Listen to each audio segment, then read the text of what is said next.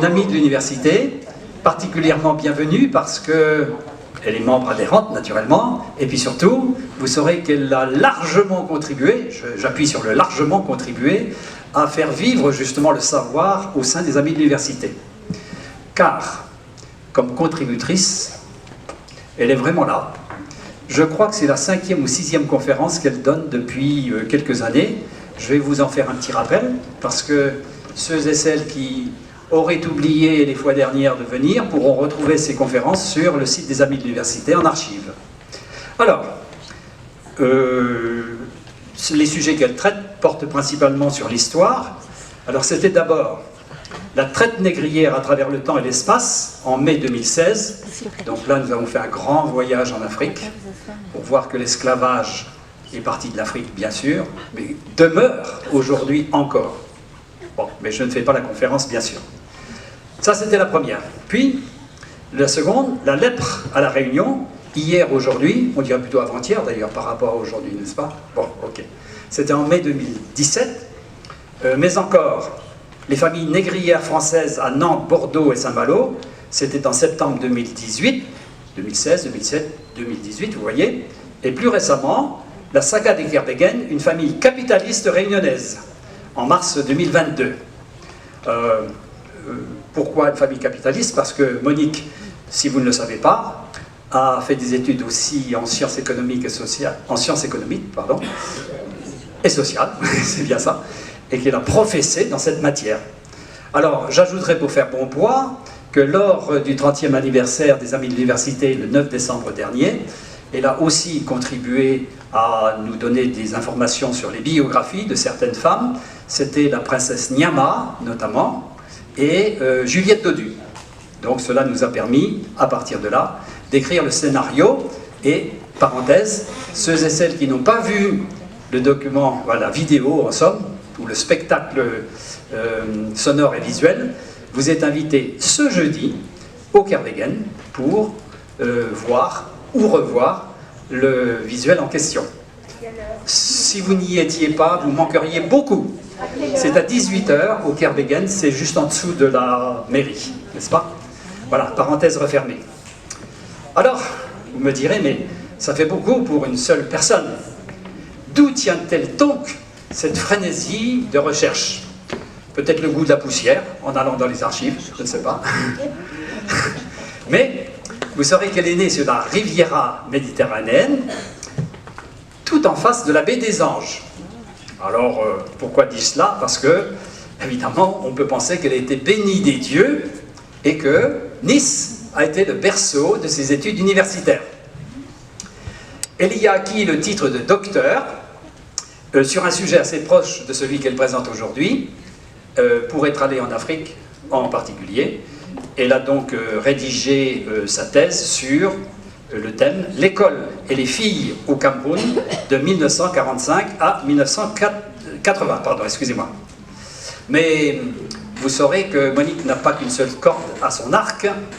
Et là, comme le dirait son compagnon Fabio, que j'ai le plaisir de saluer dans la salle, et un jour il disait en plaisantant, « Quand le train des responsabilités passe, Monique y accroche son wagon. »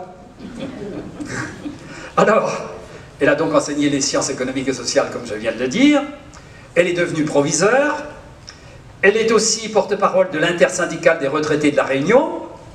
Je prends ma fiche, parce que ça, j'en oublierai. Hein. Elle a créé l'association qu'elle préside très activement encore aujourd'hui, qui s'appelle l'ADADAS, Association des Amis des Arbres. Voilà. Et puis, ah oui, le meilleur pour la fin, elle est membre des Amis de l'Université, est-il nécessaire de le préciser? Et j'en passe. Bon, voilà. Alors, est-elle une féministe battante? Ah, grande question. Non, mais le rôle des femmes dans la société lui importe particulièrement. Ce soir, vous pourrez comprendre ce que sont les sociétés de femmes à travers le temps et à travers le monde, c'est le titre de sa conférence, par 3 exemples qui ne manqueront pas de vous interroger, à savoir Mayotte, bien sûr, l'île d'Ouessant, et Gorée au Sénégal, et peut-être un peu Saint-Louis au Sénégal. Voilà. Alors, en route pour ces destinations. Bonne soirée.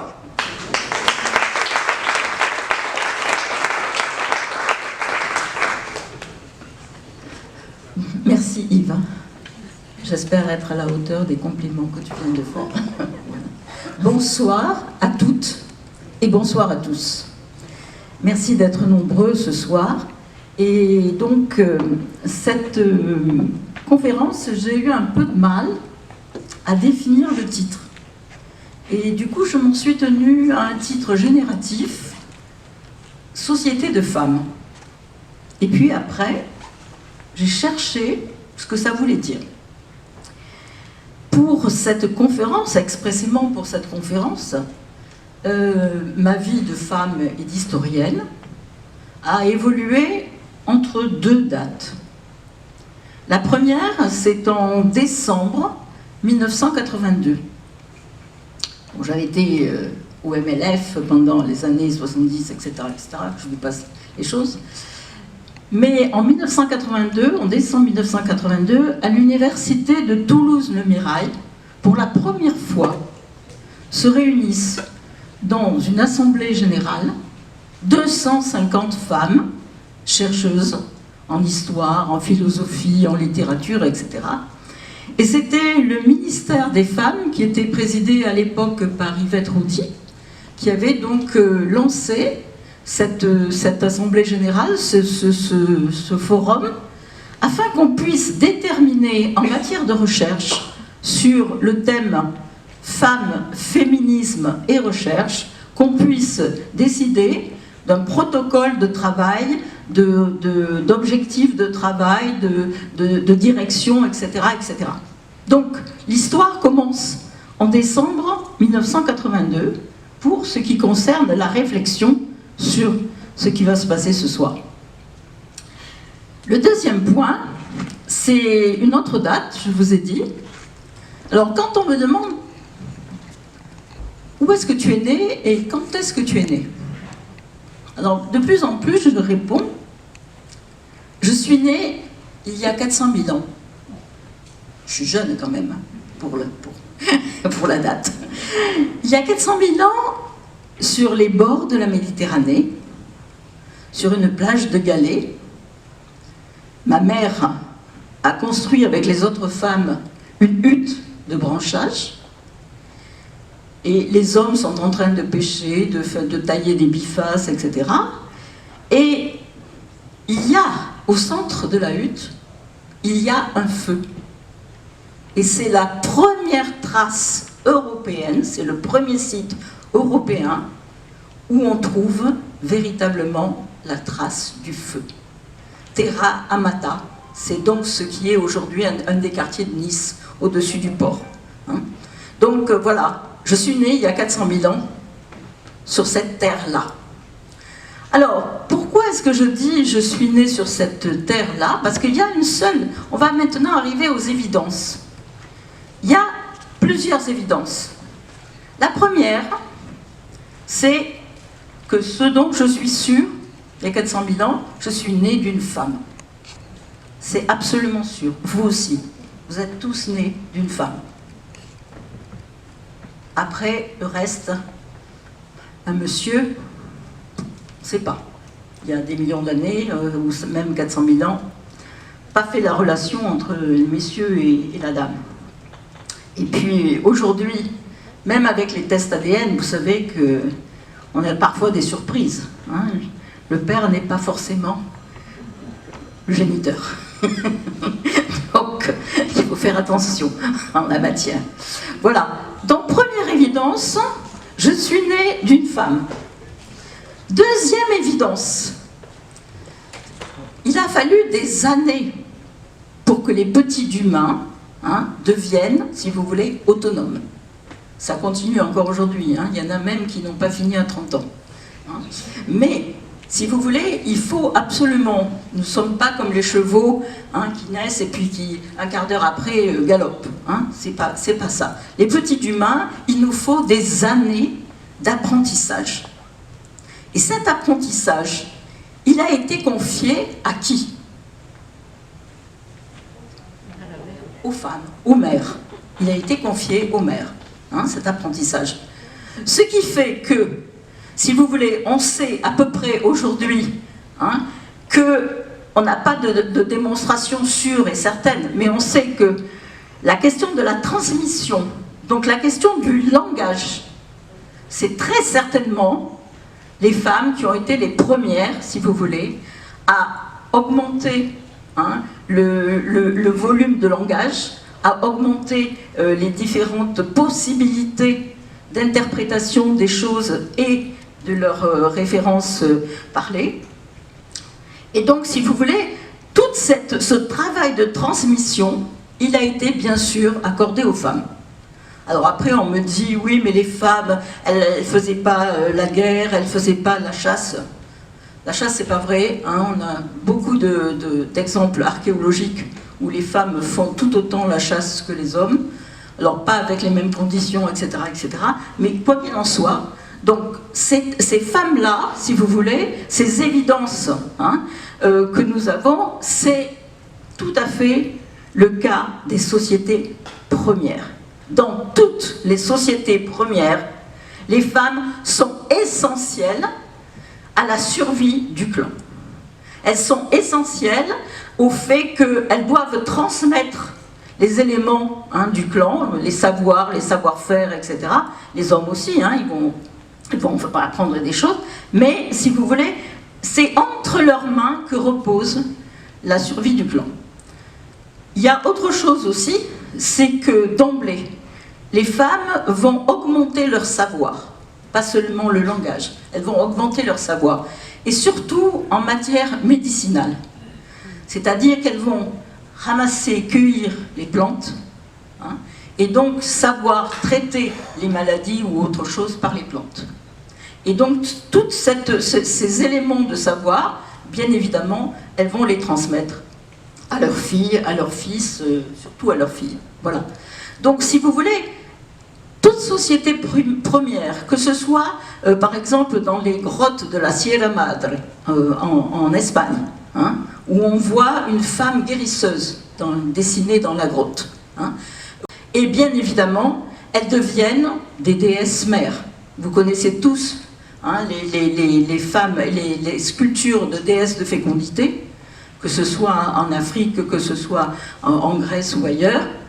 Donc bien évidemment, nous avons des déesses mères. Alors, on verra tout à l'heure, dans le détail, vous allez travailler, parce qu'on vous a donné un petit exercice là, pour travailler vous aussi. Donc, on va voir dans le détail comment ça peut se passer, surtout en ce qui concerne une société matrilinéaire. Parce que là, on va rentrer dans le cœur du sujet. Alors, je vous ai dit, société de femmes, c'est un titre génératif. Effectivement. Donc, j'ai cherché, si vous voulez, en matière de sociologie et d'anthropologie, ce qu'il y avait comme concept. Alors, le premier concept qui n'existe pas, mais alors là, vous pouvez le rayer, c'est quel concept qui n'existe pas, qui n'a pas lieu d'être? Le matriarcat. Ça n'existe pas. C'est un faux concept qui a été conçu donc, sur le modèle du patriarcat, qui n'a aucune validité, si vous voulez, sur le plan de la connaissance scientifique. Aucune. Donc, laissez tomber le matriarcat. Par contre, ce qu'il y a, le premier concept, c'est une société matrilinéaire. Alors, je vous écoute, qu'est-ce que ça veut dire une société matrilinéaire, d'après vous? Écoutez, dites-moi, j'entends pas bien. C'est la transmission de mère à fille. Voilà, c'est la transmission de mère à fille. De quoi? Transmission de quoi? Savoir, matière de fleurs médicinales, matière de patrimoine aussi. Oui, en matière de patrimoine. Oui, en matière d'héritage, si vous voulez. Donc tout passe par les mères aux filles. C'est clair et net. Toute la transmission d'héritage, de terre, aujourd'hui on dirait d'immeubles, etc., de savoir, tout ça passe des mères aux filles. C'est pour ça que je vais vous donner cet exemple-là, parce que c'est un peu difficile à comprendre pour nous, parce que nous on ne vit pas dans ce type de société. Voilà. Bon. Alors, la première chose, c'est effectivement la société matrilinéaire. La deuxième, est-ce que les hommes comptent, les maris ou les compagnons, est-ce qu'ils comptent dans cette société? matrilinéaire. Non. Ça passe par les frères. Non. Ils sont là, c'est bien, ils vont être rattachés au clan de la femme qu'ils épousent. S'ils ne sont pas mariés, ils sont rattachés au clan de la mère, mais si vous voulez, ils n'ont pas, eux, de clan personnel. Hein, il n'y a pas de clan personnel des hommes, c'est clair. C'est en cela que je dis ils ne comptent pas, parce qu'ils n'ont pas de clan. Hein. Ce sont des clans pas. Voilà. Bravo, bravo Yves. Donc, si vous voulez, par contre, il y a un autre homme qui compte, lui, beaucoup. Le frère de la mère, si vous voulez, hein, donc l'oncle maternel, cette fois-ci. Donc là, on a une société avec, donc on dit avunculaire, hein, c'est-à-dire où l'oncle compte beaucoup. Donc on a une société matrilinéaire avec des hommes, donc des oncles avunculaires, et eux vont dire, si vous voulez, ils vont dire leurs sentiments et leur opinion en ce qui concerne les mariages des uns et des autres, en ce qui concerne les terres à exploiter, enfin bon, toutes ces choses-là. Par ailleurs, en ce qui concerne les mariages, alors dans ces sociétés, le mariage il est matrilocal, c'est-à-dire c'est... Alors, l'homme, il va où? C'est surtout l'homme, il va où? Il va chez la femme. Hein? Donc, vous avez une mariée qui va chercher son futur mari, n'est-ce pas? Qui le prend et qui le ramène chez elle. Très différent de chez nous. Hein? Très, très différent. Hein? Voilà. Donc, là, c'est effectivement une société matrilinéaire, avunculaire et matrilocale. Hein? Donc là, on peut s'appuyer déjà au moins sur 3 concepts qui tiennent la route. Voilà, je pense qu'en matière d'introduction, on a fait un petit peu, je dis bien, le tour de la question. Alors, je vais vous expliquer, j'ai choisi donc 3 sociétés de femmes.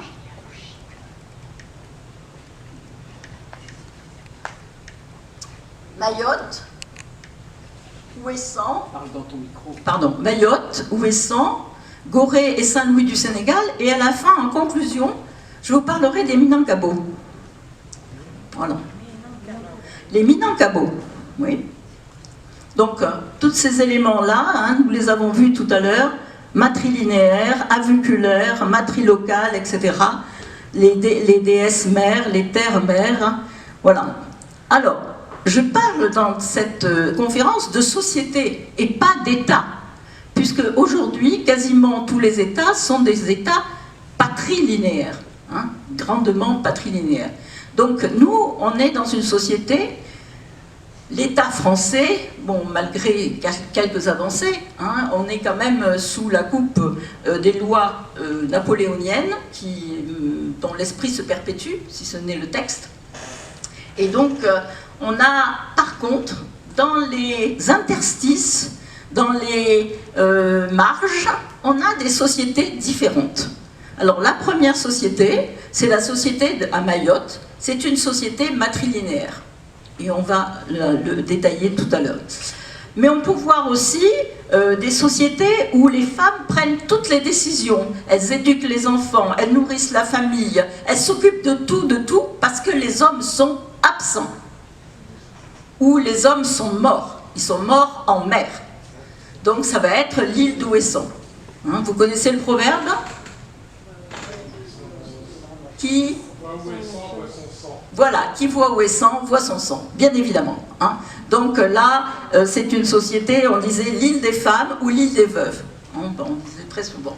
Enfin, troisième exemple, qui se situe lui en Afrique, mais surtout au XVIIIe siècle, ce sont les signards de Gorée, hein, de l'île de Gorée, ou les signards de Saint-Louis, qui ont créé un type de société de femmes absolument inédite.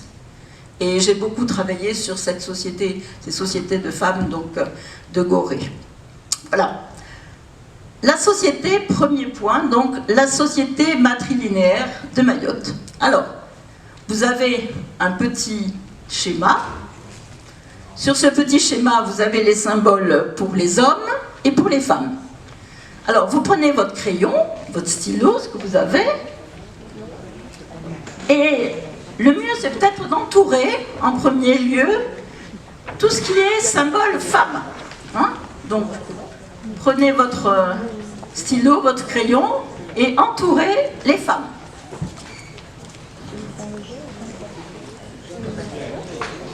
Est-ce que tout le monde a un papier? Non, hein, il manque des papiers. Voilà. Tu n'as pas de papier, toi, alors. Voilà.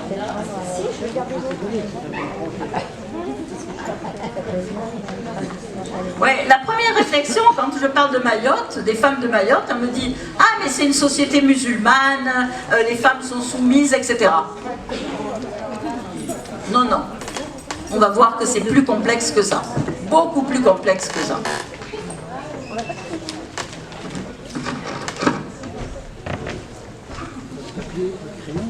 Alors, vous prenez et puis vous entourez tous les symboles concernant les femmes. C'est bon?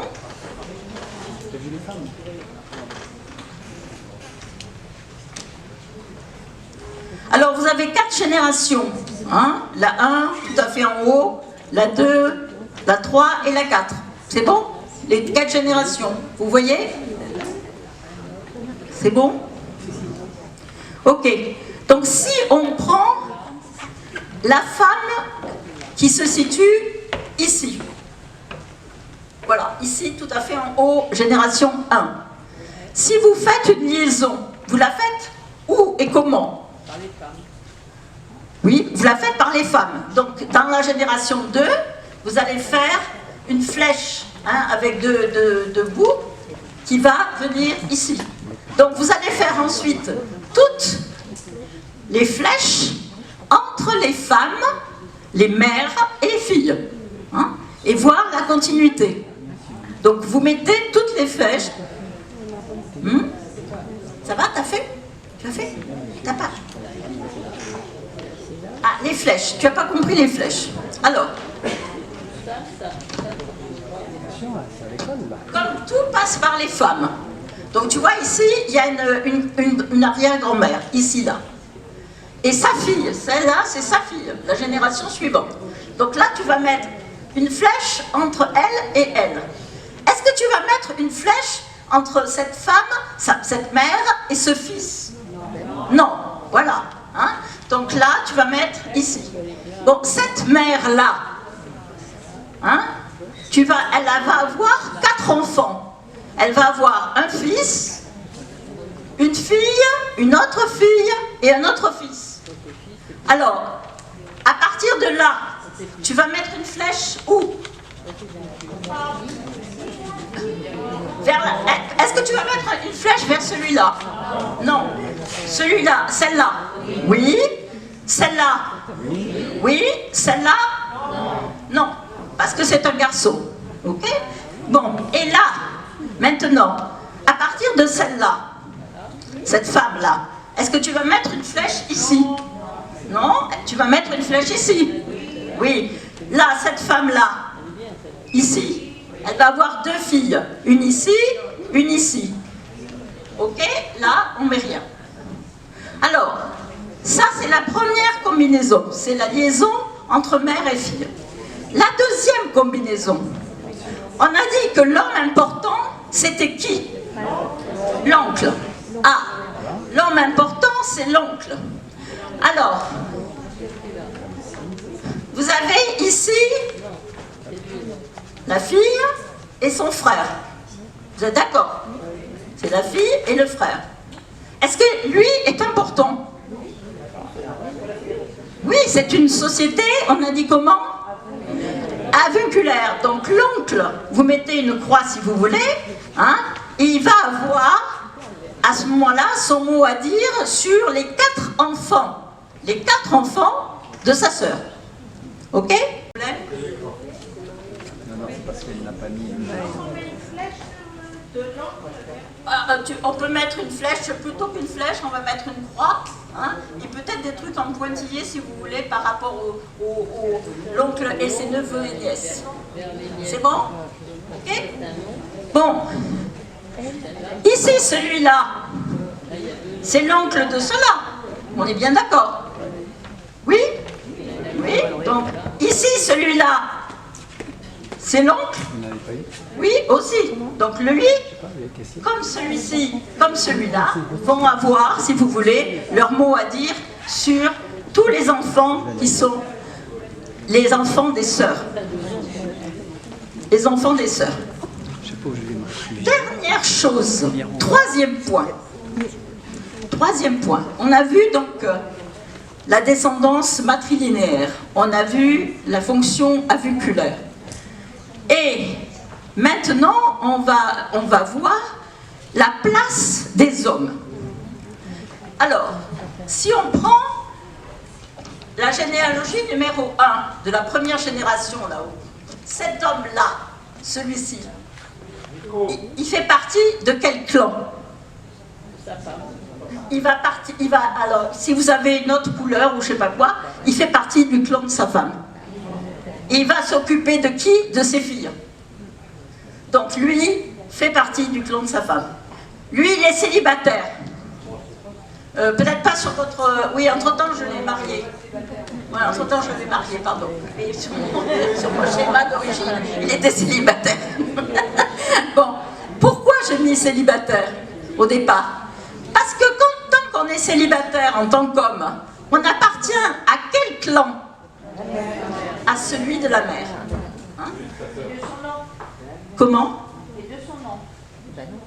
Et de son oncle. Lui, c'est l'oncle. Lui, il est lui-même l'oncle. Hein? Il est lui-même l'oncle. Voilà. Celui-ci appartient au clan de la mère. Hein? Celui-ci appartient au clan de sa femme. Voilà, etc. Hein? Toujours, ils appartiennent. Celui-là va quitter le clan familial et il va devenir membre du clan de sa femme. Ok? Comme celui-ci va quitter le clan familial et il va devenir membre du clan de sa femme. Voilà ce que c'est qu'une société matrilinéaire. Ça fonctionne pas du tout comme nous. Hein? Pas du tout. Donc, alors, pourquoi je disais à Mayotte, on me dit toujours, c'est une société... Pardon. On me dit à Mayotte, c'est une société musulmane, etc., etc. Les femmes ne comptent pour rien. C'est pas vrai. Pas vrai, du tout. Les femmes de Mayotte sont avant tout une société de femmes d'origine africaine. Ce sont des femmes et des hommes bantous. Or, les bantous, ce sont une population qui est partie du Cameroun, du sud-ouest du Cameroun, qui s'est répandue au cours des siècles. Hein, c'était des gens qui ont beaucoup progressé, pérégriné, je dirais, qui sont allés jusqu'à l'Est, en Afrique de l'Est, et ensuite qui sont descendus jusqu'en Afrique du Sud. Donc, on trouve aujourd'hui des gens des sociétés bantoues un peu partout en gros dans la moitié de l'Afrique. Hein, donc des gens d'origine bantoue. Et sur les îles, on trouve aussi des gens d'origine bantoue, comme à Mayotte. Donc, première strate à Mayotte, on a une société matrilinéaire bantoue. Je vais vous en montrer tout à l'heure, je vais vous montrer un exemple. Deuxième strate. Deuxième strate, effectivement, on a à partir des années donc, du 9e siècle à peu près, hein, les musulmans viennent s'installer dans les îles, et en particulier des sultans, des marchands arabo-négriers, des princes sunnites qui sont exilés vers le 9e siècle. Et donc, à partir de ce moment-là, s'installe une deuxième strate, hein, la strate de la société musulmane. Et là, effectivement, les femmes sont soumises à la loi islamique, en affaires matrimoniales surtout. puisque c'est eux les cadis qui vont gérer tout ce qui concerne les affaires matrimoniales.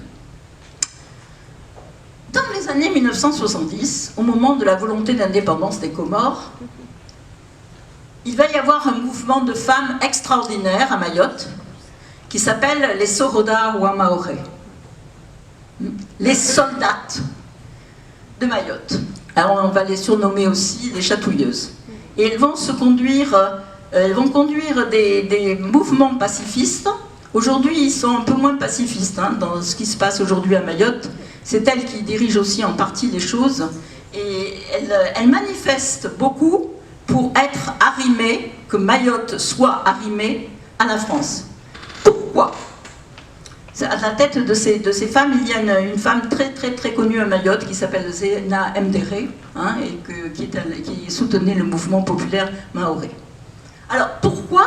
Parce que en 1841, le sultan de Mayotte, étant menacé par les autres sultans des îles, décide de vendre l'île à la France. 1841. Et à partir de 1848, les Mahorais sont citoyens français. Vous aussi, vous êtes citoyens français en 1848. Oui ou non? Oui, moi non. Moi non. Moi je ne suis pas citoyenne française. Moi je suis citoyenne française que depuis 1860. Voilà, le comté de Nice étant rattaché à la maison de Savoie, nous ne sommes français que 1860. Donc les Mahorais, quand on me dit « toi la française », je dis « tais-toi, parce que tu es français bien avant moi ». Voilà. Et à Dakar, quand je suis à Dakar, on me dit « toi la française », je dis « alors là, franchement, tu ferais mieux de te taire, parce que toi, tu étais bien français avant moi. » Des années et des années avant moi, même des siècles. Donc, 1848, les Mahorais deviennent citoyens français. Il n'y a pas de discussion sur ça. Ils ont été citoyens français en 1848, ils sont aujourd'hui des citoyens français. Moi, après les histoires avec les Comores, ne me regarde pas. Mais moi, je suis historienne, ça c'est autre chose. Il y a des éléments politiques qui jouent, mais moi, je suis historienne et je considère qu'ils sont français depuis 1848. Voilà, c'est tout. Je m'arrête là sur ce point. Après, si vous voulez, on en rediscutera. Mais ça. Alors, il y a un certain nombre de femmes qui ont marqué, je vous ai dit, ces luttes. C'est Zéna Mdéré, qui a été vraiment la femme la plus importante dans les luttes pour raccrocher et que Mayotte ne soit pas cédée aux Comores, mais soit bien accrochée à la France. Ensuite, il y a une autre femme importante, Anchia Bamana, qui a été maire de Saada pendant plusieurs années, qui a fondé le parti Maoré solidaire. Et enfin, une femme qui a beaucoup marqué les gens, c'est Mariam Hassani. Ça a été la première femme qui a concouru pour le concours de Miss France. Et pour Miss France, il faut se montrer en maillot de bain. C'était la première fois qu'une femme mahoraise apparaissait à la télévision en maillot de bain. Inutile de vous dire que ça a été les hauts cris. Les hauts cris, comment une mahoraise peut se mettre en maillot de bain devant tout le monde à la télévision. Bon, aujourd'hui, elle est directrice d'école, elle va être à la retraite. Elle est directrice d'école et elle a poursuivi donc toujours dans ce même esprit, en tout cas, et elle a élevé ses filles. Voilà. Nous avions au lycée Antoine Roussin de nombreuses élèves mahoraises. Et nous leur rendons hommage. Parce que c'était des filles extrêmement tenaces. Des filles qui avaient envie de s'en sortir. Des filles qui savaient que l'école de la République, elle allait les aider à s'en sortir. À sortir et à progresser, si vous voulez, dans leur vie. Par contre, j'ai eu aussi beaucoup de garçons mahorais, et là, j'avoue que c'était mitigé. Le bilan était beaucoup plus mitigé, parce que les hommes ne trouvent pas leur place dans cette nouvelle société. Ils ne trouvent pas leur place. Et souvent, ils vont vers des dérives qui, malheureusement, les amènent à des choses très négatives. Voilà. Mais les filles, elles étaient formidables. vraiment formidable. Elles en voulaient, hein, absolument. Donc elles réussissaient. Voilà. Je vais y revenir.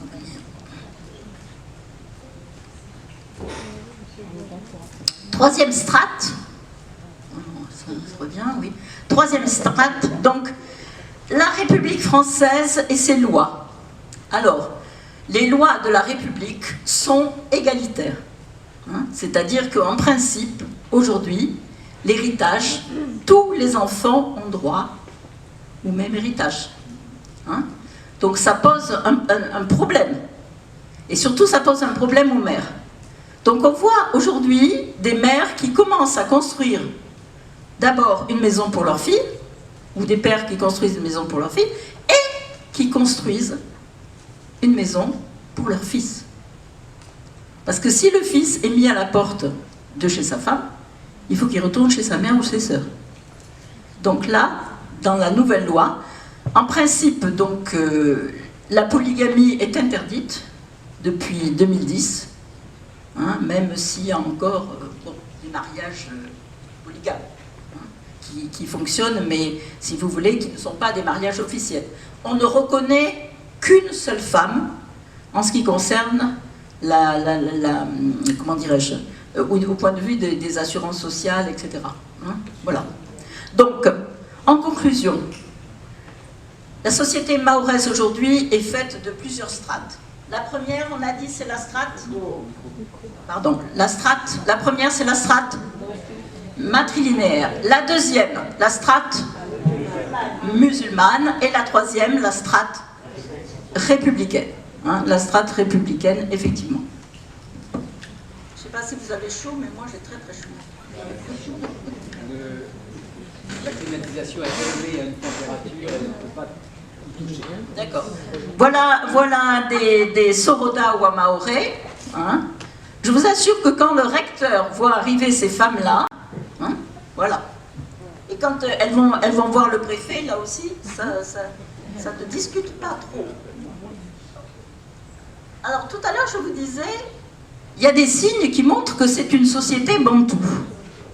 Alors voilà, les femmes, ici, c'est un groupe d'amis, hein, elles vont, je pense, à un mariage, et elles se sont toutes habillées de la même façon. Alors, quand je vivais au Cameroun, donc chez les Bantous, bien sûr, hein, quand je vivais au Cameroun et que je sortais avec mes amis, eh bien, nous étions toutes habillées comme ça. C'est-à-dire que nous avions toutes le même habit, hein, pour montrer que nous étions un groupe d'amis. Quand je faisais partie le dimanche de la tontine des femmes d'affaires, hein, on arrivait à la tontine le dimanche matin, toutes habillées de la même façon. Ça ne nous empêchait pas de boire beaucoup de champagne après. Hein. Voilà. Bon, mais ceci, c'est vraiment une marque de la société bantoue. Hein. On s'identifie, si vous voulez, entre groupes d'amis ou entre groupes faisant partie de la même tontine, par exemple.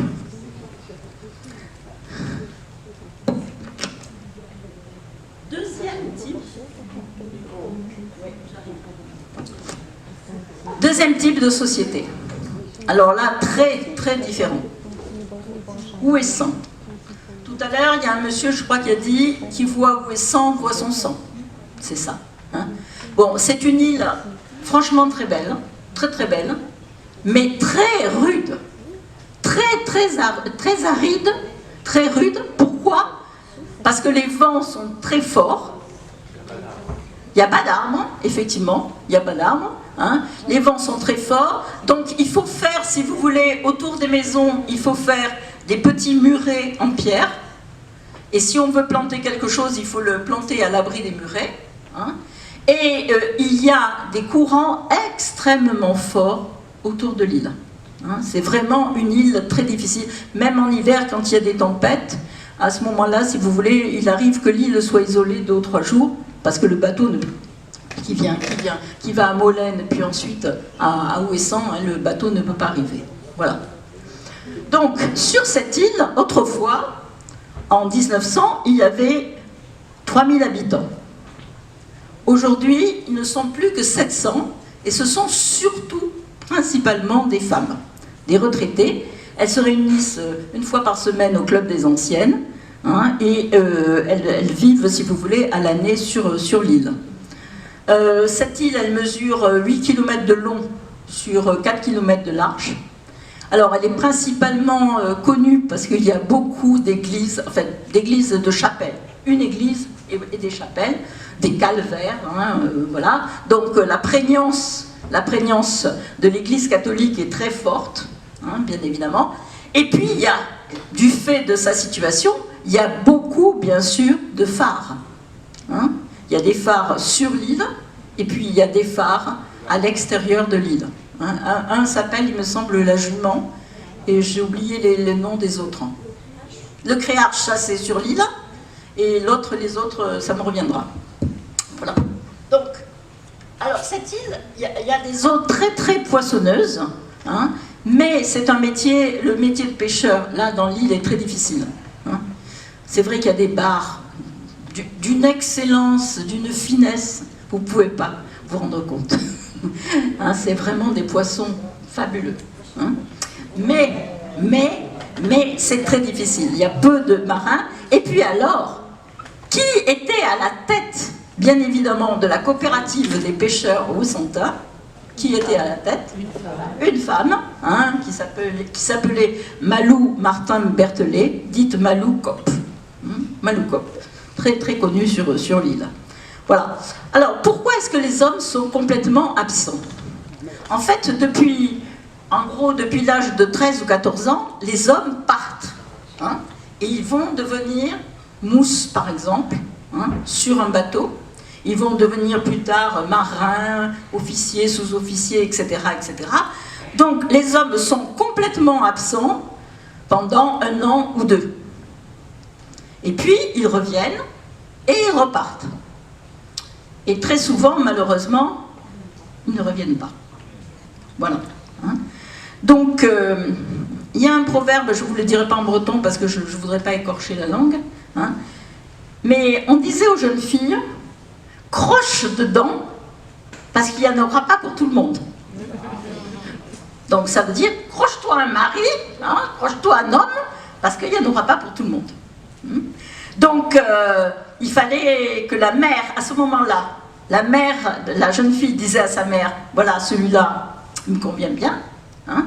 Donc la mère allait voir la mère du jeune homme, n'est-ce pas? Et elles décidaient toutes deux du mariage. Voilà. Hein. Ce n'est pas les hommes qui intervenaient. En plus, les hommes, bon, ils faisaient un enfant à leur femme, ils partaient, ils revenaient 2 ans après. Les hommes étaient des étrangers complets pour leurs enfants. Hein, ça, c'était clair et net. Alors, quand est-ce que ça a changé? Et ça a changé avec les femmes de ma génération, des années 1950. Hein. C'est-à-dire qu'à partir de ce moment-là, les femmes, elles étaient à l'école à Ouessant, et elles sont parties au collège sur le continent. Et là, la vie s'est élargie, n'est-ce pas? Hein? Donc, elles ont rencontré d'autres hommes déjà, hein, et puis d'autres façons d'être, d'autres façons de vivre, très importantes. Hein, et elles ont vu que c'était pas comme leur mère, qui était attelée à un cheval, hein, et qui labourait la terre, qui devait faire pousser tout ce qu'il fallait pour les enfants, pour nourrir les enfants, pour nourrir les grands-mères qui étaient encore en vie, etc., etc. Donc, là, avec les femmes des années 1950, les choses ont changé. Elles ont changé doublement, parce que ces femmes qui avaient étudié, qui avaient appris des langues et tout ça, eh bien, elles ont décidé, avec les bateaux de croisière qui à ce moment-là sont arrivés, elles ont décidé d'aller travailler avec leur mari sur les bateaux de croisière. Donc, changement radical de vie, hein, puisque elles partaient avec les maris. Et les enfants étaient gardés par les grands-mères sur l'île. Voilà. J'ai rencontré une femme de ma génération et qui m'a dit, qui est retournée à Ouessant, hein, et qui m'a dit nos mères étaient des esclaves. Donc il n'est pas question qu'on retourne à cette condition. Mais c'était la condition des femmes à ce moment-là, hein, avant 1950. Voilà. Donc ces femmes, elles faisaient partie de ce qu'on appelait effectivement l'île aux femmes. Hein, et j'ai pas trouvé d'autre terme qu'une société de femmes, de les faire participer de cette société de femmes, puisqu'elles géraient tout. Hein, elles géraient la nourriture, elles géraient le jour et la nuit, elles géraient tout. Mais les terres appartenaient à qui? Aux hommes. Hein, c'est ça la différence. Les terres appartenaient aux hommes. Voilà. Donc, Ouessant, une société de femmes et même de veuves. Je vais vous montrer. Voilà l'habit traditionnel hein, qu'elles portaient. C'est un habit très simple, noir. Hein. Elles avaient très souvent, sauf les jeunes filles, ici ce sont des jeunes filles qui ont les cheveux longs, mais après elles avaient toutes les cheveux courts.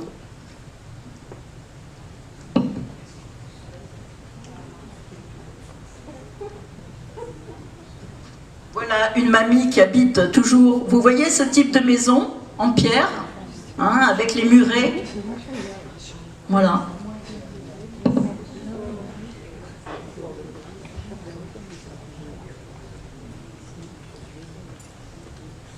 Et j'ai trouvé au musée des Beaux-Arts du Québec, j'ai trouvé une peinture de Jacques Villon qui s'appelle Les femmes d'Ouessant et qui veut tout dire. Hein. Les femmes sont assises sur la grève et elles sont en train de regarder la mer et elles attendent. Elles attendent un bateau peut-être qui vienne à l'horizon. Voilà. Alors quand les hommes mouraient, on faisait une petite croix de cire et on faisait des prières et des choses autour de cette croix de cire.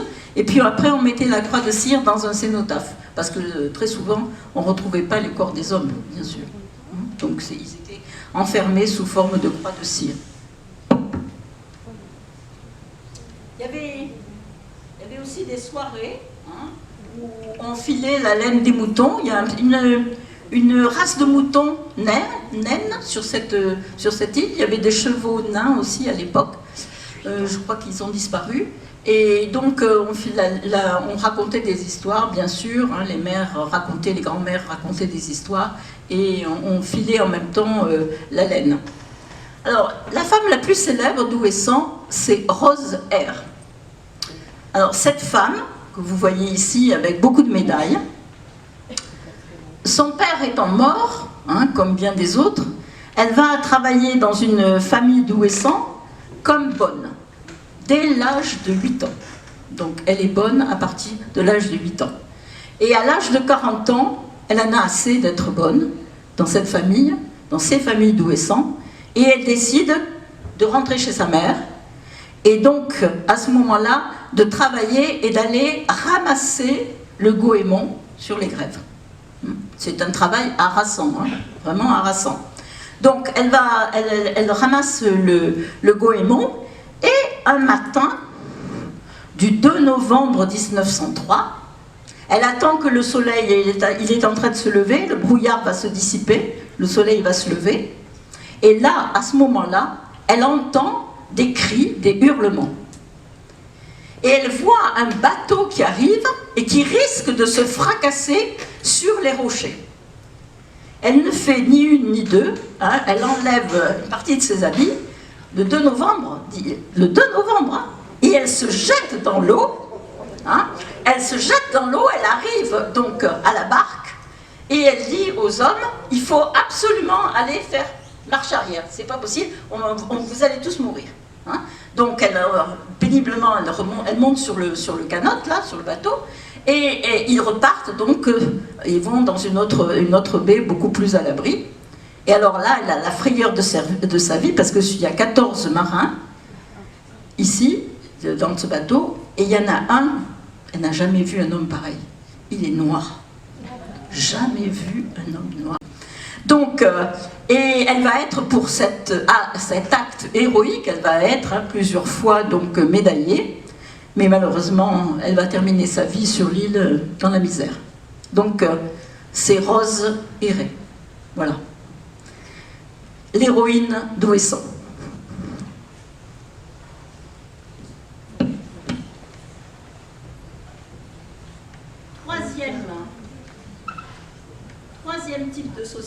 Troisième type de société, les signards de Gorée et de Saint-Louis. Alors vous avez donc là une photo, un dessin pardon, de Gorée, un plan de l'île de Gorée au XVIIIe siècle. Je pense que c'était à peu près à l'époque du gouverneur Boufflers, dans les années 1785, juste avant la Révolution française.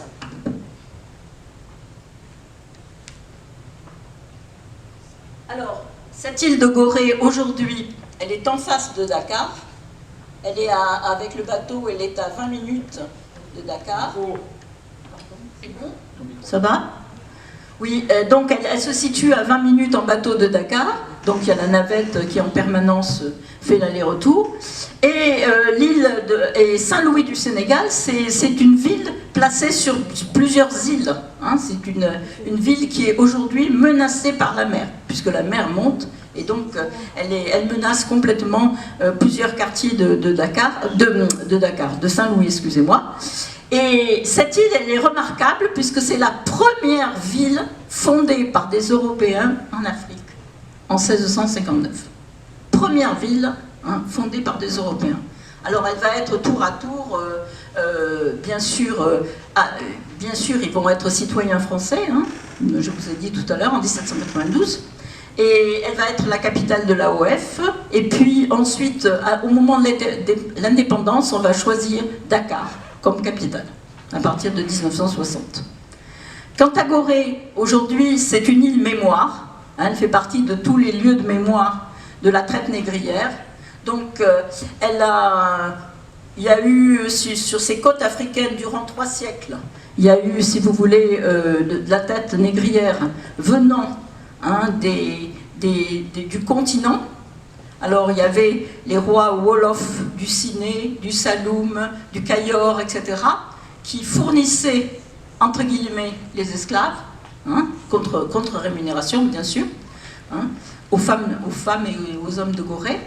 Et il y avait au nord, à Saint-Louis, alors là c'était les femmes donc fournissaient des esclaves qui venaient aussi de tout le long du fleuve Sénégal, et elles les fournissaient aux marchands arabes et maures, qui eux leur faisaient traverser le Sahara et les faisaient remonter vers les villes de Tunis, vers les villes de Tripolitaine, vers les villes du Caire, etc. Voilà. Donc les 2 centres principaux de la traite négrière au Sénégal. Alors on estime à peu près le nombre d'esclaves déportés à environ 500 par an à Gorée entre 1726 et 1755, et plus de 15 000 esclaves entre 1761 et 1848, où la traite est officiellement abolie pour les Français, par les Français.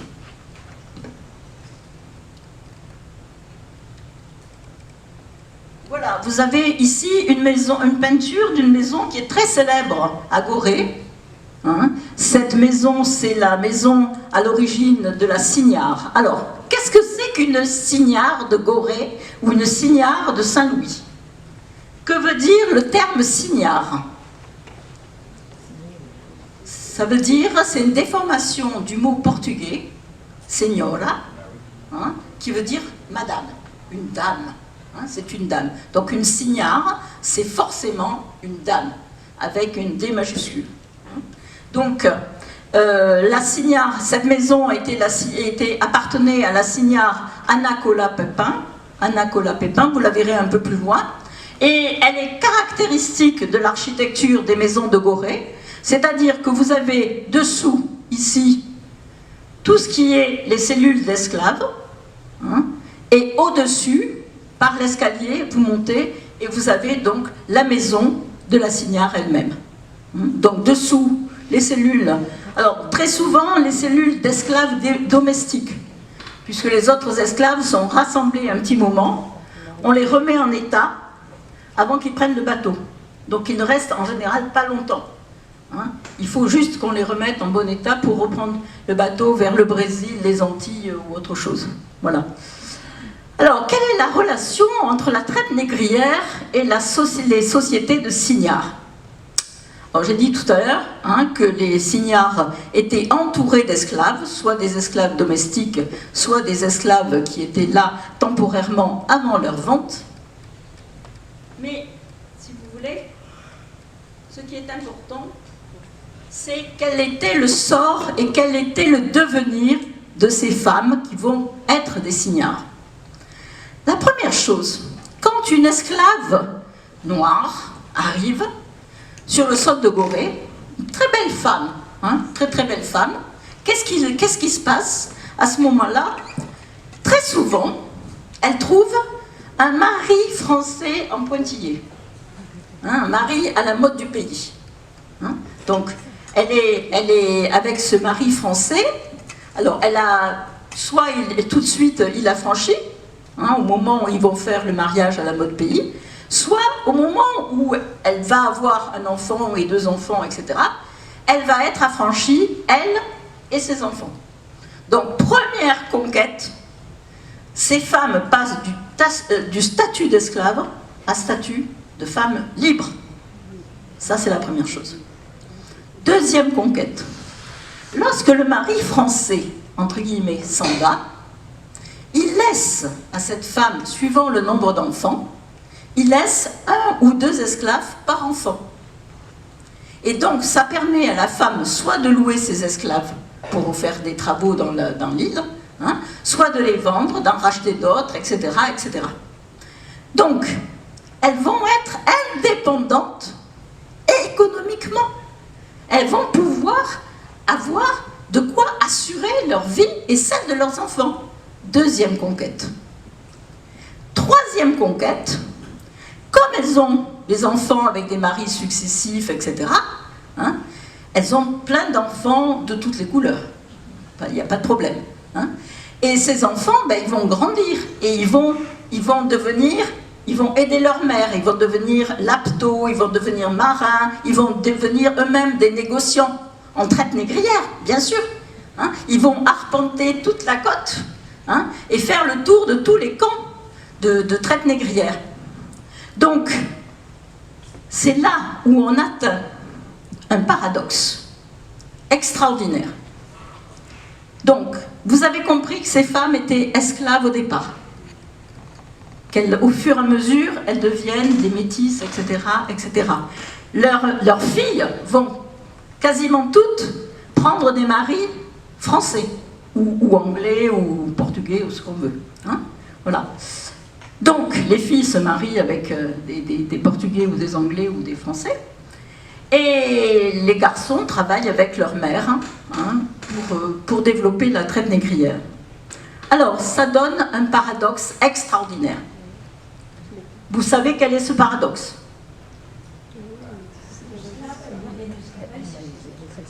Bravo. Plus elles deviennent blanches de peau, plus elles deviennent de grandes négrières. Ça n'existe nulle part ailleurs. Je ne connais pas d'autres sociétés où les femmes deviennent blanches de peau au fur et à mesure des générations, et elles deviennent de très grandes négrières au fur et à mesure des générations.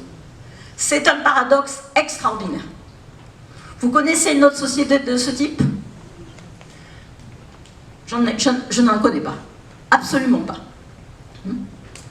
Alors, ça donne quoi comme résultat? Ça donne que c'est une société ni africaine, ni européenne. Parce que ce sont des femmes, on est au XVIIIe siècle, ce sont des femmes indépendantes économiquement, on vient de le dire. Ce sont des femmes qui ont des maris en pointillés. Voilà. Ce sont des femmes qui ont des enfants en grand nombre et qui travaillent avec leurs enfants et qui construisent leur fortune avec ces enfants. Ce sont des femmes qui inventent, on a vu tout à l'heure, ce sont des femmes qui inventent, c'est elles qui décident de faire construire.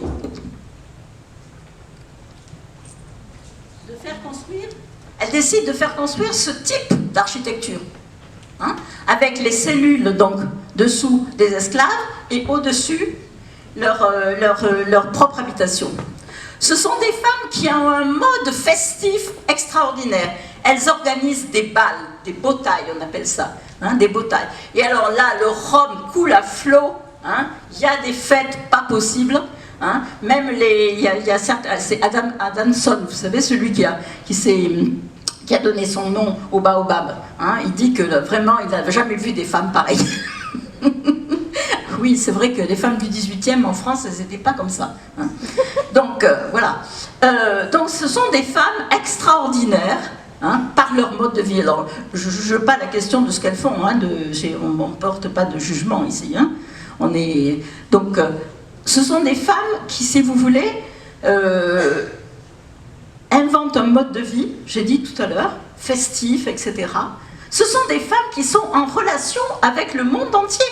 Parce que tous les bateaux arrivent à Gorée, ils ramènent des journaux, ils ramènent des meubles, ils ramènent de la nourriture, ils ramènent de tout. Hein, et ils vont ensuite aux Antilles ou ils vont au Brésil, puis ils reviennent. Hein, et à ce moment-là, elles sont en relation avec le monde quasiment entier. Les bateaux qui vont au Cap de Bonne-Espérance, qui vont en ce qui concerne la Réunion par exemple, ou Maurice aujourd'hui, et bien après, au retour, sur le chemin du retour, bien évidemment, ils vont s'arrêter à Gorée. Elles vendent non seulement des esclaves, mais elles vendent de la nourriture, elles vendent de l'eau fraîche, hein, qui vient de... Il n'y a pas de l'eau sur Gorée, il n'y a pas d'eau sur Gorée, hein, c'est sur le continent en face. Donc, elles vendent tout ce qu'elles peuvent aux bateaux et aux marins. Et puis, eh ben, plus si affinité avec les marins. Voilà.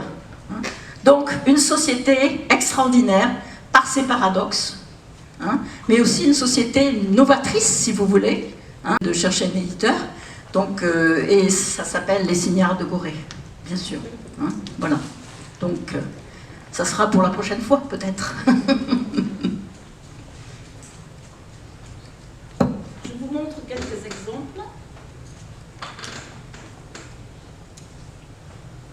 Voilà, vous avez ici l'exemple d'une femme, Anna Colas Pépin, au XVIIIe siècle, avec sa petite esclave à côté. Alors, elle ne portait pas, bien sûr, elle ne portait pas les bijoux en or dont que les hommes leur faisaient cadeau. C'était la jeune fille esclave qui portait les bijoux en or de la maîtresse. Pas elle. Hein. Ouais. Parce que c'était pour montrer que les bijoux étaient plus... Comment dirais-je, ils étaient mieux mis en valeur par la jeune fille esclave, hein, noire, que par la maîtresse. Et puis c'est pour montrer qu'on est une signare. On ne va pas montrer, exposer ses bijoux soi-même. Hein, voilà. Une signare peut-être d'aujourd'hui. Hein, une signare d'aujourd'hui. Hein, extraordinaire, n'est-ce pas? Hein, voilà. Alors le paradoxe, on a vu le paradoxe fabuleux de ce système, on en a parlé tout à l'heure. Donc plus elles deviennent blanches, plus elles deviennent de grandes gorées. Oui, j'y arrive. Voilà. Alors, bien évidemment, ce système s'arrête en 1848, mais il s'était déjà atténué bien avant. Hein, donc ce système s'arrête. Alors il y a encore bien sûr de l'esclavage clandestin, hein, qui va se poursuivre, surtout du côté de Saint-Louis du Sénégal. Mais aujourd'hui, Gorée comme Saint-Louis du Sénégal sont des villes touristiques. Hein, et il y a des milliers de touristes qui débarquent tous les jours par le bateau, hein, à Gorée, ou qui débarquent à Saint-Louis du Sénégal, sur le fleuve.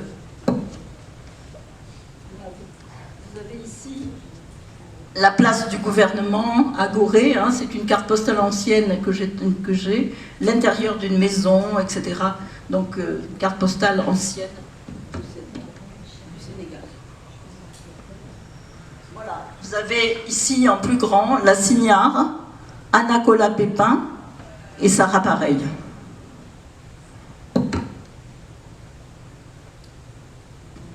Voici Gorée aujourd'hui. Alors il y a un fort à l'extrémité et toute l'autre partie est habitée. Et donc vous voyez, il y a une zone avec la plage là. Donc c'est là où atterrissent les bateaux et en face, il y a un hôtel qui s'appelle l'hôtel de Boufflers, qui a été un des gouverneurs de Gorée du Sénégal.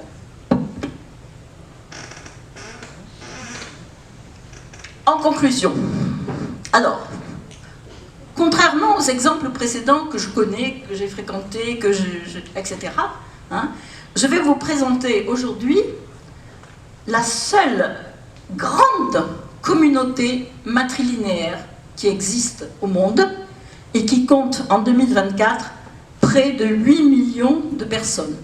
Donc une société matrilinéaire de 8 millions de personnes en 2024, ça existe. Hein? Ce sont les Minangkabau. Alors les Minangkabau sont sur 2 pays, Sumatra et les îles Rio, donc à la fois sur l'Indonésie et sur la Malaisie. Alors, en Indonésie, c'est très facile. La vie est régie par 3 systèmes comme à Mayotte. Donc on a le système, premier, c'est le système matrilinéaire. Donc là, hein, tout passe par les femmes, c'est exactement la même chose, hein, l'héritage, tout ce qu'on veut. Donc les femmes dirigent les entreprises, dirigent les commerces, tout ce que vous voulez. Donc deuxième système, on a aussi le système musulman. Deuxième système, le système musulman. Alors, l'islam et l'État acceptent le système matrilinéaire qu'on appelle la date, hein, et qui régit toutes les questions de mariage et d'héritage. En ville, les femmes travaillent et c'est le clan maternel qui va gérer donc, les enfants. Aujourd'hui, il y a les hommes qui émigrent, qui vont vivre leur vie ailleurs. Et enfin, il y a une femme très importante, c'est l'Indoua, c'est la matriarche. Alors elle rassemble la communauté ou les membres de la communauté pour telle et telle question. Ils discutent, elle entend les propositions des uns et des autres et ensuite elle décide. Donc c'est toujours, hein, dans ces sociétés matrilinéaires, les femmes ne sont pas au sommet. Elles sont toujours dans la société. Hein, elles sont à l'intérieur de la société. Et donc, si vous voulez, c'est après discussion et intervention des uns et des autres, que ce soit des hommes ou des femmes, tout le monde a droit à la parole, hein, que la matriarche va décider. Et c'est elle qui va gérer l'argent de tous les commerces, hein, et c'est elle qui décide avec les uns et les autres comment on place cet argent, comment on le fait fructifier, tout ce que vous voulez. Voilà. Donc, l'Indoua, c'est donc la matriarche, la plus âgée du camp, et elle porte un titre royal, celui de la reine fondatrice Bundo Kaundang.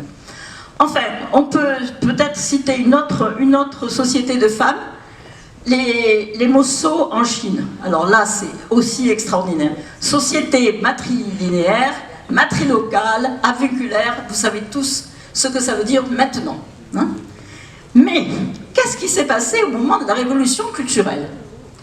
Les jeunes, là, vous savez, de la révolution culturelle, les jeunes maoïstes, ils sont arrivés, ils ont dit aux femmes, « Ah non, mais ça suffit, hein, votre société, ça va pas, hein, ça va pas du tout, il faut être monogame, hein, il faut se marier, il faut être monogame, etc. » Elles n'ont rien dit, les femmes. Elles n'ont rien dit. Mais à partir de 13 ans, elles ont continué à faire venir leurs petits copains dans leur chambre, ou aller dans la chambre des petits copains. Donc à partir de 13 ans, on est majeur, si vous voulez, sexuellement dans cette société, et on a une vie libre en tant que femme, on choisit l'homme qu'on veut, etc. Alors là, ça nous fait réfléchir, qui étaient les révolutionnaires à l'époque? C'était les maoïstes, c'était les jeunes révolutionnaires, ou les femmes de ce type-là? Voilà. Donc, c'est bien de réfléchir de temps en temps. Voilà. Donc, je voulais vous exposer ces différents types de sociétés de femmes parce qu'on n'a pas l'habitude d'en parler du tout. Je pense que vous ne connaissiez pas ces systèmes de sociétés de femmes et que donc, il me semblait important, en tout cas, ne serait-ce que pour moi et pour d'autres, de mettre au point ce que c'est qu'une société de femmes. Au final, je ne souhaitais pas vous faire rêver d'un patriarcat, puisqu'on a dit que ça n'existait pas, le patriarcat. Mais je souhaitais que vous pensiez, réfléchissiez à d'autres types de sociétés que la nôtre, et qu'à travers les siècles et les révolutions de tout type, les sociétés de femmes ont résisté, car ce sont les sociétés premières de l'humanité. Je dédie cette conférence à mes grands-mères, Marie Rissot et Aimable Fazon, à ma mère, Mireille Fazan-Rissot, à ma fille, Régine Rissot-Émini, à ma petite fille, Aurore Rissot-Aliment. Quant à mon fils, il a choisi le clan paternel. Je vous remercie. Merci.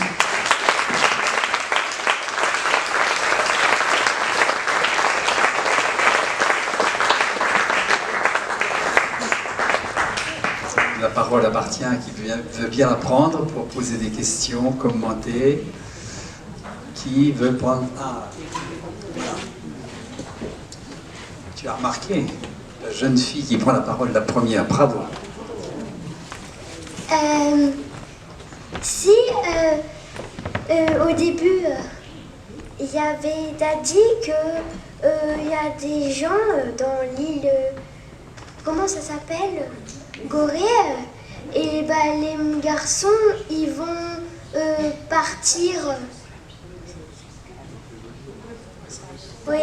Alors, c'est à Ouessant. Tu voulais dire à Ouessant? Oui. Oui. Ben, ils vont partir travailler sur les bateaux, parce qu'il faut qu'ils travaillent. Et pourquoi ils reviennent plus? Et parce que, si tu veux, très souvent à l'époque, pardon, c'est pas le... Tu sais, le métier de marin est un métier très dangereux. Hein, et donc, très souvent, les hommes perdaient la vie en mer. Donc, souvent, ils ne revenaient pas. Et surtout, ceux qui faisaient des campagnes pour 2 ou 3 ans, tu vois, c'était très long, hein, et qu'ils allaient peut-être pêcher la morue ou pêcher d'autres choses très loin. Donc, ils ne revenaient pas parce qu'ils mouraient en mer. Un accident ou quelque chose d'autre, si tu veux, une maladie. Voilà.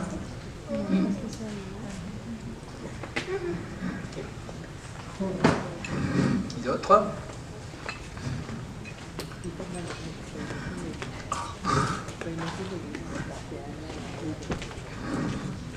Ouais, je pense qu'on peut faire 2 catégories de sociétés de femmes. Il y a des sociétés de femmes où les hommes sont absents. Et puis il y a des sociétés de femmes où il y a des hommes. Par exemple, à Mayotte, il y a des hommes autant que de femmes. Oui, sauf que suivant le... En fait, les hommes à Mayotte, ils ont des statuts un peu spéciaux. Parce que, bon, par leur religion musulmane, ils sont plutôt dans le système public, je dirais. Hein, les hommes sont importants dans le système public, si tu veux, comme Cadi, comme autre chose, peu importe. Hein, mais dans l'intimité, dans la famille, si tu veux, ce sont les femmes. Tu vois. Donc il y a 2 champs différents. Voilà.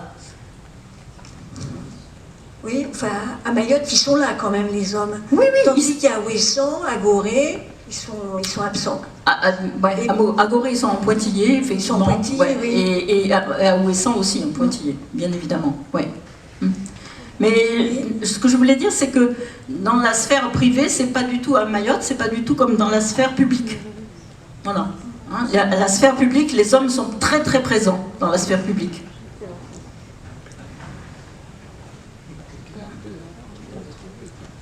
Alors, les mozos, c'est assez intéressant aussi parce que ce sont donc les femmes qui choisissent les hommes qui vont les accompagner pour une nuit, voire plus.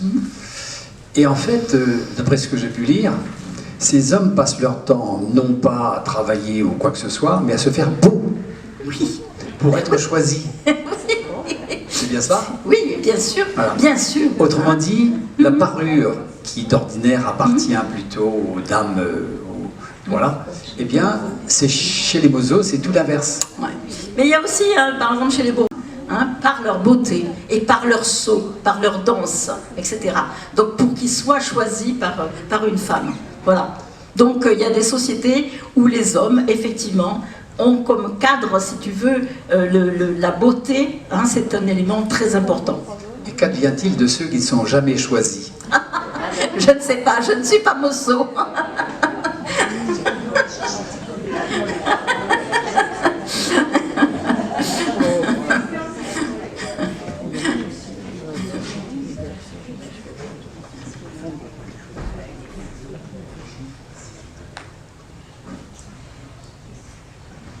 Merci.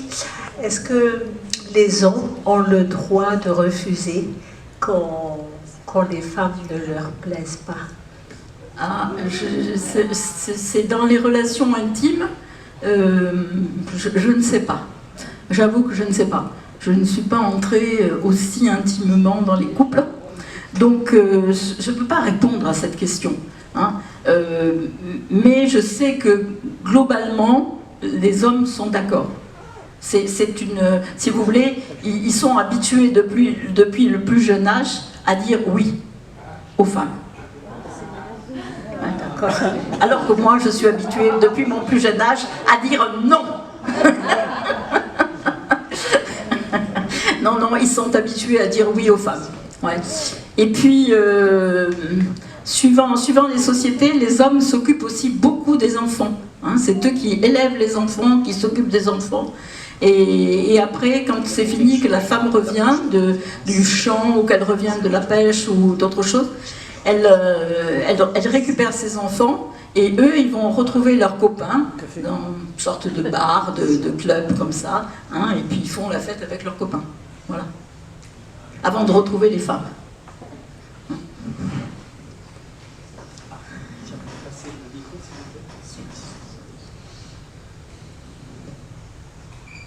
Je me demande si les sociétés matrilinéaires, telles que tu nous les as présentées, elles n'existent que parce que les hommes sont en pointillés. Alors, peut-être que effectivement, c'est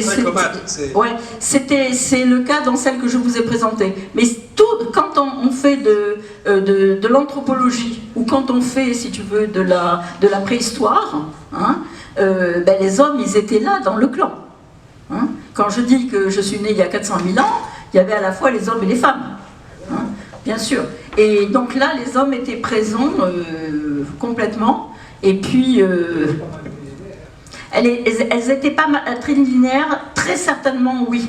On n'a pas, le problème, c'est qu'on n'a pas de traces prouvant prouver cela, si tu veux. Mais dans toutes les traces qu'on a retrouvées dans les grottes, hein, montrent que c'était les femmes. Voilà. Hein. Mais moi, j'ai pas de traces sur Nice, j'ai pas de traces. Voilà. Hein. Mais je pense que y avait des matriarches, si c'est peut-être pas des sociétés matrilinéaires, mais il y avait la matriarche qui gérait, si vous voulez, le clan. Hein. Voilà.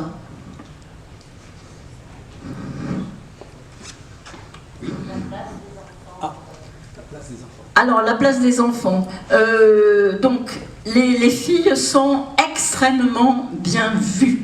Hein, c'est-à-dire que c'est une fête, par exemple à Mayotte, hein, c'est une fête quand les filles naissent. Hein, alors qu'il y a beaucoup de sociétés où ce n'est pas le cas. Hein, voilà.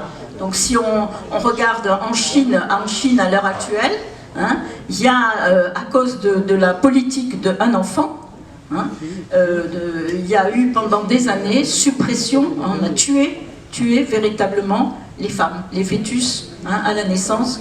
Donc en Inde aussi, bien sûr, hein, donc c'est pas du tout, c'est l'inverse. Hein. Aujourd'hui, on a un déficit extrêmement grand de femmes en Chine et en Inde, hein, et donc les hommes vont se retrouver sans femmes. Enfin, bon. Et en tout cas, il manque des femmes. Voilà, dans la population. Ouais. Alors pour les enfants, vous savez, on a dit tout à l'heure, ils sont élevés par les mères pendant X années. Hein. Donc après, si ça dépend du type de société où on est. Hein. Chez nous, ils restent des fois jusqu'à 30 ans, hein, chez les parents. Bon, voilà. Ils partent, ils reviennent, n'est-ce pas? Voilà. Hein. Mais bon.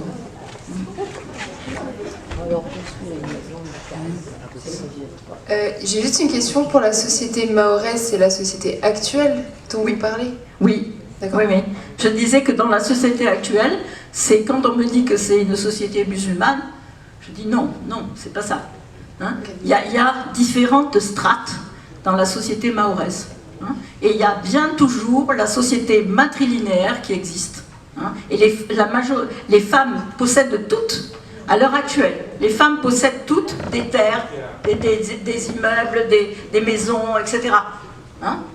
Elles élèvent toutes leurs enfants, avec ou sans mari, peu importe. Hein? C'est elles qui touchent les allocations familiales. Donc c'est extrêmement important en Mayotte parce que souvent elles ont 3 ou 4 enfants. Hein? Donc, et je parle de la société actuelle de Mayotte, effectivement, avec ces différentes strates. Alors, la strate musulmane, c'est un peu difficile. Hein? Effectivement, la prégnance de la religion, comme la prégnance de la religion catholique sur d'autres sociétés, hein, c'est pareil. Hein, la prégnance de la religion musulmane est toujours assez forte sur les femmes et sur ce qu'il faut faire ou ne pas faire si on est une femme. Vous voyez ? Et c'est pour ça que quand elle s'est présentée en maillot de bain, ça a été extrêmement choquant. Mais vraiment, très très choquant, hein, pour la société mahoraise.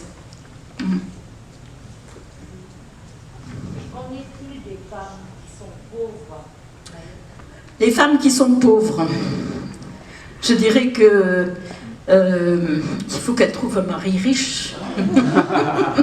Je plaisante, bien sûr. Ouais. Non, si vous voulez, les femmes, leur condition première dans ces types de sociétés, c'est avant tout de nourrir elles-mêmes et leur famille. Hein. Donc, ce sont avant tout des agricultrices. Hein. Les femmes bantoues dont je parle, hein, qui sont à l'origine de ce peuplement bantou dans le nord-ouest du Cameroun, hein, par exemple les femmes bamileke, sont toutes de très grandes agricultrices, mais vraiment, hein, c'est des femmes remarquables par l'agriculture. Hein, et les hommes sont plutôt dans le commerce. Donc toutes ces femmes sont à la base agricultrices, éleveuses, hein, c'est la condition première de ces femmes. Hein. Après, quand elles deviennent la tantine de femme d'affaires où j'étais, hein, à l'époque c'était 100 000 CFA par mois. 100 000 CFA par mois qu'on mettait dans la tontine. C'est beaucoup. Hein, je sais pas, c'est pas l'équivalent, c'est l'équivalent de 1000 ou 2000 euros, si vous voulez, tous les mois, hein, conversés. Et donc à ce moment-là, une des femmes ramassait l'argent, hein, on était 12 femmes, et donc les femmes ramassaient l'argent et nous disaient quel était son projet. Ce qui lui permettait d'ailleurs de sortir de la pauvreté.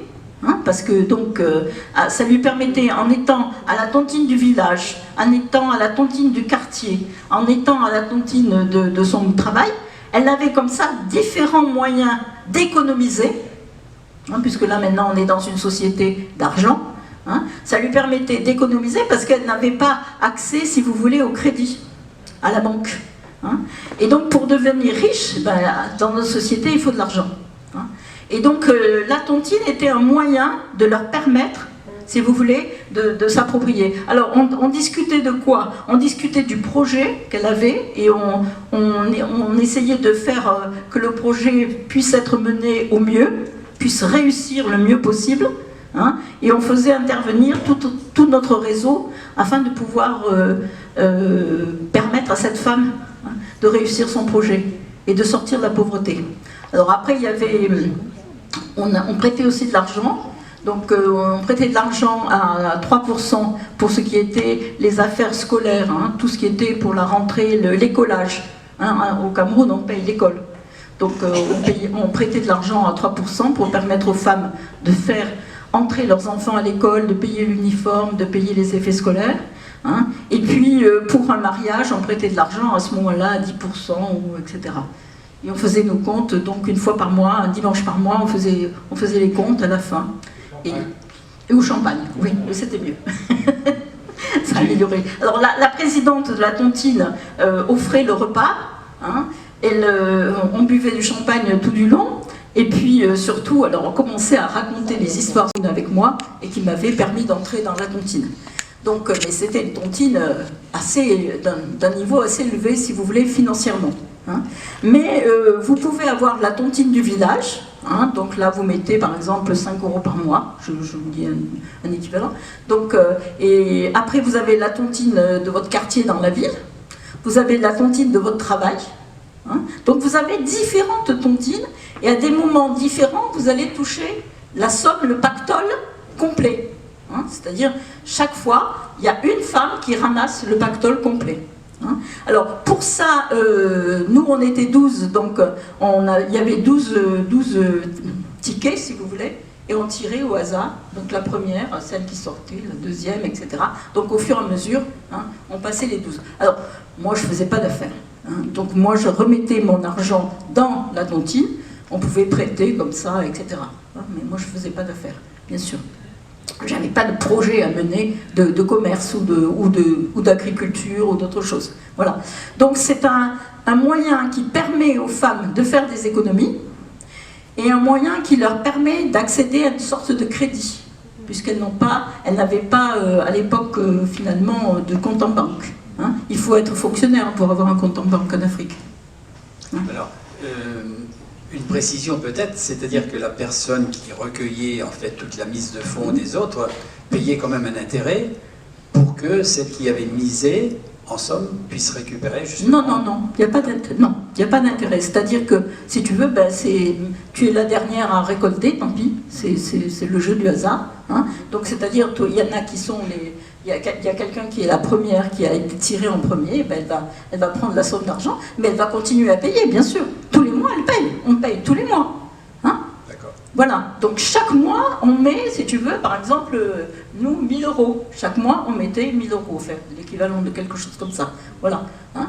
Et donc, il y en a une qui prend 12 000 €. Et avec ces 12 000 €, qu'est-ce qu'elle va faire ? Donc on voit avec elle si son projet fonctionne ou s'il ne fonctionne pas. Voilà. Hein.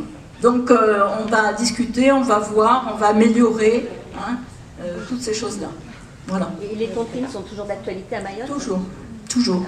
À Mayotte et en Afrique, partout.